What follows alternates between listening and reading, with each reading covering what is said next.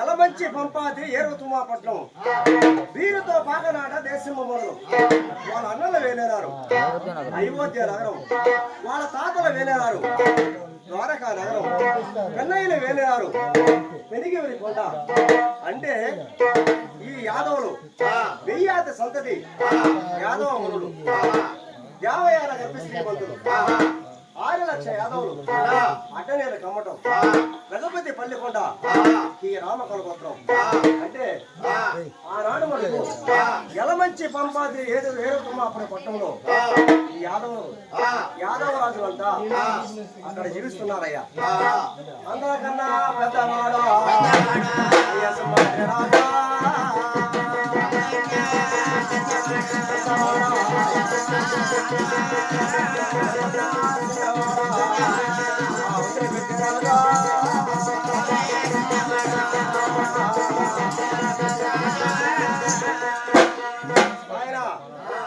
వాళ్ళ తాతలే 7 మంది.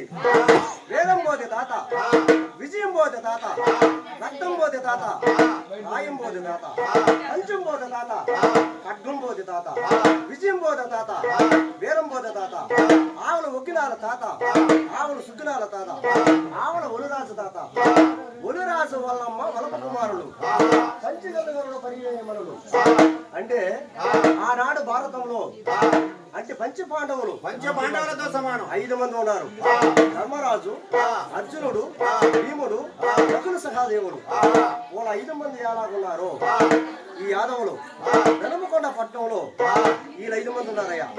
వీళ్ళు ఎవరెవరంటే అందరికన్నా పెద్దవాడు అయ్యా సింహాద్రి రాజు, అతనికన్నా చిన్నవాడు పెద్దిరాజు, అతనికన్నా చిన్నవాడు నలోకరాజు, అతనికన్నా చిన్నవాడు నలోకరాజు, అతనికన్నా చిన్నవాడు మందుల ఆవుల పోలురాజు.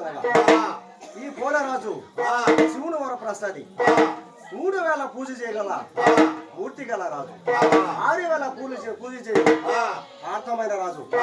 ఆనాడు యాదవ అంట దిబ్బు కలిసి ఎలాగుతా ఉండేదంట. ఇప్పుడు ఎలాగుతా ఉండదు. మధ్యాహ్నం 11 అయితే చాలు మళ్ళీ ఎలాగుతుంది. 11 అయిందంటే సూపర్గా ఎలాగుతుంది. ఇప్పుడు 10 అవుతుంది. అదే అయితే ఆనాడు మడుగు వల్లబల పోలరాజు కుమారుడు మడుగుల బతినయ్యా ఆ ఈశ్వరులో పట్టు ఒక లీలగా జన్మించుకున్నాడు. ఏనవయ్యా దైవం